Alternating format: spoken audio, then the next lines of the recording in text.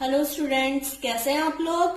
Unit 2 शुरू कर रही हूँ मैं आज से टाइम रेस्पॉन्स एनालिसिस। और यूनिट 2 मैक्सिमम यही वाली यूनिट है सभी यूनिवर्सिटीज के सिलेबस में, कंट्रोल सिस्टम के। ठीक है, तो बात करते हैं टाइम रेस्पॉन्स की। बहुत बड़ा वर्ड है ना, टाइम रेस्पॉन्स। तो टाइम रेस्पॉन्स का मतलब क्या होता है, देखो, किसी भी सिस्टम का टाइम के अकॉर्डिंग जब आप क्या देख रहे हो, आउटपुट या इनपुट चेक कर रहे हो, दैट इज टाइम रेस्पॉन्स। ठीक है, किसी भी सिस्टम के लिए जब आप इनपुट या आउटपुट देख रहे हो किसके अकॉर्डिंग, एक्स एक्सिस में अगर क्या है टाइम, तो उसे कहते हैं टाइम रेस्पॉन्स। और अगर यहाँ पे एक्स एक्सिस में टी ना हो के क्या होता, फ्रीक्वेंसी, है ना। एस डोमेन में अगर आप इसको देखते, खैर एस प्लेन में अगर आप देखते एस प्लेन में, तो इसको क्या कहते हैं, फ्रीक्वेंसी रेस्पॉन्स। तो ये तो हो गई इस वर्ड की बात। ठीक है, अब बात आती है ट्रांजिएंट एंड स्टेडी स्टेट की। पहले तो आप ये समझ लीजिए, ट्रांजिएंट और स्टेडी स्टेट ये दो चीजें हैं क्या आखिर में, स्टेडी स्टेट कंडीशन और ट्रांजिएंट कंडीशन। फर्स्ट यूनिट में मैंने आपको एसी का एग्जांपल दिया था, एयर कंडीशनिंग सिस्टम का। देखिए होता क्या है, किसी भी एयर कंडीशनिंग सिस्टम को, सपोज आपने इनपुट आप चाह रहे हो कि क्या हो जाए, 20 डिग्री पे सेट हो जाए। ठीक है, आप चाह रहे हो कि रूम का टेम्परेचर 20 डिग्री सेंटीग्रेड पे सेट हो जाए, लेकिन क्या एग्जैक्ट 20 डिग्री सेंटीग्रेड सेट हो जाता है तुरंत? नहीं होता। होता क्या है, थोड़े टाइम बाद वो 20 डिग्री सेंटीग्रेड होगा, तुरंत तो नहीं होगा। होगा क्या, आपने यहां से रेफरेंस इनपुट सेट कर दिया 20। ठीक है, अभी प्लांट में, मतलब जो हमारा एसी अगर सिस्टम ले रहे हैं वही प्लांट हो गया यहाँ पे। ठीक, अब आउटपुट सपोज मुझे मिल रहा, कुछ टेम्परेचर तो कम हो गया, सपोज 35 डिग्री सेंटीग्रेड उस टाइम पे रूम टेम्परेचर था, अब वो 35 ना होके सपोज 30 डिग्री सेंटीग्रेड पे रिड्यूस होके आपको मिल गया। लेकिन एरर डिटेक्टर अपना काम करेगा कि भाई 20 पे तो सेट किया था लेकिन मिल कितना रहा है, 30। तो एरर डिटेक्टर क्या करेगा, भाई यहाँ पे एरर है 10 डिग्री सेंटीग्रेड की। ठीक है, अगला फिर से ये 30 डिग्री ना होके प्रोसेस चली एसी में, कुछ कूलिंग सिस्टम के लिए फिर से क्या हुआ, 30 पे ना हो गया, अभी 25 डिग्री सेंटीग्रेड पे आ गया। 25 डिग्री सेंटीग्रेड अब गया, अच्छा एरर डिटेक्टर ने फिर से देखा, नहीं, अब ये एरर कितनी हो गई, 5 डिग्री सेंटीग्रेड हो गई। ये जो रेफरेंस इनपुट है इससे कंपेयर होगा, तो अभी कितना हो गया, 5 डिग्री सेंटीग्रेड। और ये प्रोसेस चलती रहेगी कब तक, एरर कब तक डिटेक्ट करता रहेगा, जब तक ये 20 यहां से आपको एज ए आउटपुट भी ना मिल जाए। अब जब आपको 20 डिग्री सेंटीग्रेड आउटपुट यहाँ पे मिल गया, तो फाइनली यहाँ पे आपको एरर कितनी मिलेगी, 0 डिग्री सेंटीग्रेड। अब बात करते हैं उस पीरियड की जिस टाइम पे टेम्परेचर जस्ट चेंज हो ही रहा था। आप चाह तो रहे थे 20 डिग्री सेंटीग्रेड हो जाए, आपने क्या किया, रिमोट से सेट तो कर दिया, लेकिन तुरंत नहीं हुआ, धीरे चेंजेस आए रूम टेम्परेचर में। अब वो जो धीरे चेंजेस आ रहे हैं ना, ये है वो 20 डिग्री सेंटीग्रेड पे सेट टेम्परेचर, जिसको हम कह रहे हैं इनपुट सिग्नल या रेफरेंस इनपुट। लेकिन हुआ क्या, 20 पे ना होके क्या हुआ, चेंजेस आते रहे। पहले 35 आया, पहले 35 था, 30 हुआ, 25 आया, और धीरे क्या हुआ, इनपुट के आसपास कहीं पे ये रेस्पॉन्स आके रुक गया। ठीक है, अब इनपुट जहां पे अगर रेस्पॉन्स इनपुट के पास मिल जा रहा है, वहां पे क्या होगा, एरर मिनिमाइज होगी, एरर कम से कम आएगी, और स्टार्टिंग में एरर बहुत ज्यादा आएगी। तो ये टाइम जिसमें ऑसिलेशंस मिल रहे हैं, एग्जैक्ट इनपुट हमें नहीं मिल पा रहा, जितना हमारा रेफरेंस इनपुट है उससे कंपैरिजन तो चल रहा है, लेकिन एग्जैक्ट हमें वो इनपुट नहीं मिल पा रहा है, तो वहां तक का जो टाइम है वो उसे कहते हैं ट्रांजिएंट टाइम, और उस रेस्पॉन्स को कहते हैं ट्रांजिएंट रेस्पॉन्स। ठीक है, मतलब वो 35 डिग्री सेंटीग्रेड से अगर 20 डिग्री सेंटीग्रेड में सपोज 6 सेकंड या 6 मिनट लगा दे रहा है होने को, मुझे नहीं पता कि कितने टाइम में एसी का एग्जैक्ट टाइम कितने में वो सेट कर लेता है, लेकिन अगर वो 6 मिनट लगा रहा है ना इस कंडीशन में, तो ट्रांजिएंट टाइम कितना हो गया, 6 मिनट हो गया। अब वो कंडीशन जहां पे ये जो ऑसिलेशंस हैं या डिस्टरबेंस है वो डाई आउट हो जाते, खत्म हो जाते, तो वहां से जो टाइम, जो वो रेस्पॉन्स हमें मिल रहा है उसको कहते हैं स्टेडी स्टेट रेस्पॉन्स। तो दो टाइप के रेस्पॉन्स मैंने बताया, ट्रांजिएंट जिसमें कुछ गड़बड़ है, और स्टेडी स्टेट जो एज ए इनपुट के ही आसपास आपको मिल रहा है या जस्ट इनपुट ही जैसा ही आपको मिल रहा है। अब कोशिश क्या रहती है आउटपुट रेस्पॉन्स में कि हमें रेफरेंस इनपुट जैसा ही इनपुट मिल जाए, मतलब जो जैसा हम चाह रहे हैं उतना ही टेम्परेचर सेट हो जाए, लेकिन तुरंत नहीं होता, ठीक है, तुरंत तो चेंज नहीं हो जाएगा, तो कुछ ना कुछ वो टाइम लगाएगा, वो टाइम हो गया ट्रांजिएंट टाइम। अब चलो ये तो आपको समझ में आ ही गया होगा। और ये इक्विवेलेंट कंडीशन क्या होती है, स्टेडी स्टेट कंडीशन कहते हैं किसको है, आप जरा इसको देख लीजिए। स्टेडी स्टेट खाली कंडीशन के बारे में मैं एग्जांपल दे रही हूँ। एक स्विंग है, अब इस झूले को आप चाह रहे हो, किसी बच्चे ने कहा कि भैया इस झूले को पुश कर दो, तो आपने उस स्विंग को क्या किया, पुश करा।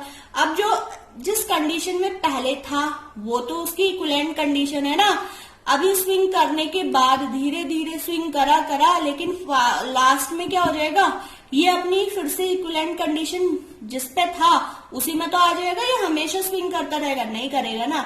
लास्ट में ये एक टाइम पे ये जो ऑसिलेशंस है, ये डिस्टरबेंस है, ये खत्म हो जाएंगे और ये फिर से उसी कंडीशन में आ जाएगा। तो ये कंडीशन, ये जो सिचुएशन है, इसी को कह रहे हैं हम इक्विवेलेंट कंडीशन या इक्विवेलेंट स्टेट। अब एक स्टेट से दूसरी स्टेट में चेंज होने में, ठीक है, जो टाइम लग जाता है इसी को हम क्या कह रहे हैं, ट्रांजिएंट टाइम, ठीक है। स्टेट ही तो चेंज हो रही है, स्टेट एक स्टेट से दूसरे स्टेट में चेंज होने में टाइम लग रहा है, दैट इज ट्रांजिएंट टाइम। अब बात करते हैं कुछ स्टैंडर्ड इनपुट सिग्नल्स की। स्टैंडर्ड इनपुट सिग्नल जिसको मैं बहुत डिटेल में जब आपको अगर सिग्नल एंड सिस्टम पढ़ाऊंगी तब मैं बताऊंगी, लेकिन यहाँ पे सिर्फ इसका जो काम है वो आप समझ लीजिए, स्टैंडर्ड इनपुट सिग्नल, ठीक है। इसका अभी यहाँ पे जो भी रोल है मैं वो समझा दूं आपको। ये स्टैंडर्ड इनपुट सिग्नल क्या होते हैं, यूनिट रैंप, सबसे पहले unit step signal, unit ramp signal,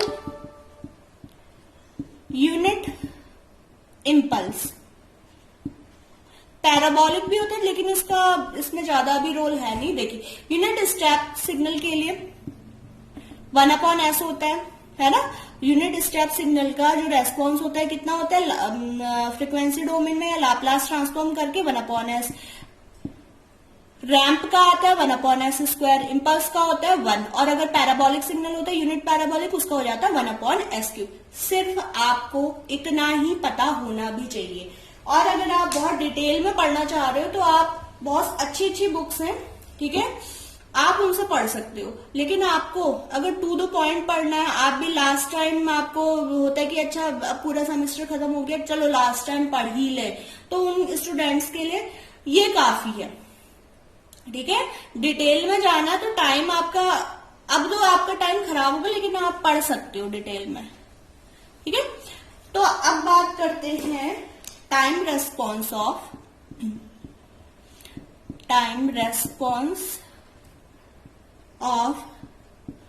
first order control system की। सबसे पहले आपके लिए ये जानना जरूरी है कि फर्स्ट ऑर्डर सिस्टम किसको कह रहे हैं। फर्स्ट ऑर्डर का मतलब हम ऑर्डर चेक करते हैं कंट्रोल सिस्टम में हमेशा डिनोमिनेटर की पावर से। डिनोमिनेटर में जो यहाँ पे एस है, ठीक है, यहाँ पे जो एस है, एस डोमेन में, क्योंकि हम लाप्लास ट्रांसफॉर्म करते हैं, एस डोमेन में क्या होता है, ट्रांसफर फंक्शन होता है, तो एस कि जो यहाँ पे मैक्सिमम पावर क्या आ रही है। Suppose S square plus 2s plus 1 है, तो यहाँ पे जो सिस्टम का ऑर्डर है यहाँ पे क्या है, मैक्सिमम 2 है। सबसे बड़ी पावर जो होती है इसकी डिनोमिनेटर में, मेरे वर्ड्स याद रखना, डिनोमिनेटर में एस की जो मैक्सिमम पावर होती है उसको कहते हैं ऑर्डर। तो ये तो थी ऑर्डर की बात। अब फर्स्ट ऑर्डर में क्या होता है देखिए, फर्स्ट ऑर्डर में ये है RS, ठीक है, रेफरेंस इनपुट, और ये एरर डिटेक्टर है, यहां से मिल गया हमें एरर ES 1/ST, ठीक है। ये कुछ स्टैंडर्ड ट्रांसफर फंक्शन है, जरूरी नहीं प्रैक्टिकली आपको हर जगह इसी टाइप के ट्रांसफर फंक्शन मिले, लेकिन अगर मैं बोल रही हूँ फर्स्ट ऑर्डर तो ये है, लेते हैं 1/ST, ठीक है। अब 1/ST तो हो गया। अब इसके लिए फाइनली ट्रांसफर फंक्शन होगा क्या, CS/RS। फर्स्ट यूनिट में आपने क्या पढ़ा है, होता क्या है, GS/1 प्लस GS/HS। किसके लिए होता है, ये नेगेटिव फीडबैक के लिए होता है, यहाँ पे नेगेटिव ही है फीडबैक, ठीक है। तो यहाँ पे आ जाएगा 1/ST प्लस 1/ST, यहाँ पे कुछ नहीं है, मतलब यूनिट फीडबैक है, तो CS/RS इक्वल टू मिलेगा आपको 1/ST प्लस 1, ठीक। ये हमें ट्रांसफर फंक्शन मिल गया। अब बात कर रहे हैं टाइम रेस्पॉन्स की, लेकिन ये रेस्पॉन्स किसका मिला हमें, ये तो हमें फ्रीक्वेंसी में मिल रहा है रेस्पॉन्स, एस डोमेन में मिल रहा है, लेकिन हमें क्या चाहिए, यहाँ पे CS है, हमें चाहिए C(t), ठीक है, C(t), टाइम रेस्पॉन्स। तो सबसे पहले इसके लिए आप क्या करेंगे, RS की वैल्यू। अब RS की वैल्यू क्या ले, स्टैंडर्ड इनपुट सिग्नल्स मैंने आपको समझा दिए थे। स्टैंडर्ड इनपुट सिग्नल्स में सबसे पहले हम यहाँ पे देख रहे हैं किसके साथ, यूनिट स्टेप के साथ, विद यूनिट स्टेप सिग्नल। हम यहाँ पे स्टैंडर्ड रेफरेंस इनपुट किसको ले रहे हैं, यूनिट स्टेप को ले रहे हैं। ले लीजिए 1/S इंटू 1/ST प्लस 1, ये मिल गया, ठीक है। तो अब इसके लिए इसको तो ब्रेक करना पड़ेगा, अगर आपको इसे टाइम डोमेन में लिखना है तो इसको क्या करना पड़ेगा, ब्रेक करना पड़ेगा। तो C(S) इक्वल टू 1/S, तो ब्रेक करने के लिए हमेशा हम क्या यूज करते हैं, partial fraction, A/S plus B/ST plus 1, ठीक है। अब इसको आप छोड़ दीजिए, ठीक है। तो इसका मतलब है 1/S multiply 1/ST plus 1 equal to A/S plus B/ST plus 1। Multiply this whole expression by ST plus 1 multiply S।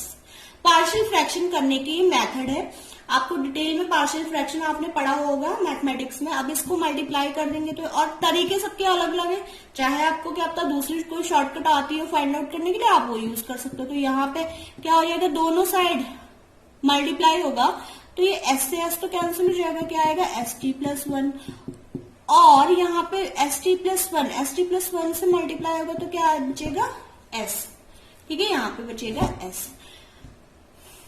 अब A की वैल्यू मुझे फाइंड आउट करनी है, तो क्या करते हैं, जो B के साथ जो भी नंबर है, B के साथ जो भी क्या है S है, उसको क्या ले लेंगे 0, जिससे पूरा टर्म क्या हो जाए, 0 हो जाए। तो यहाँ पे 1 इक्वल टू A ST, ये हो गया 0 प्लस 1 हो जाएगा, S equal to 0 at S equal to 0, ऐसे B इंटू 0, ये हो गया 0, तो A इक्वल टू मिल गया मुझे 1।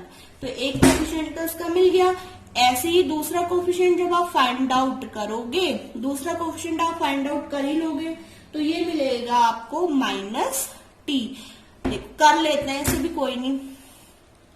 एट क्या करेंगे, दूसरा यहाँ पे ST प्लस 1 है, तो लेकिन मुझे A मल्टीप्लाई ST प्लस 1 ये वाला पोर्शन मुझे 0 करना है, तो कैसे 0 होगा, जब आप ST को क्या कर देंगे, इक्विवेलेंट कर दे -1 के।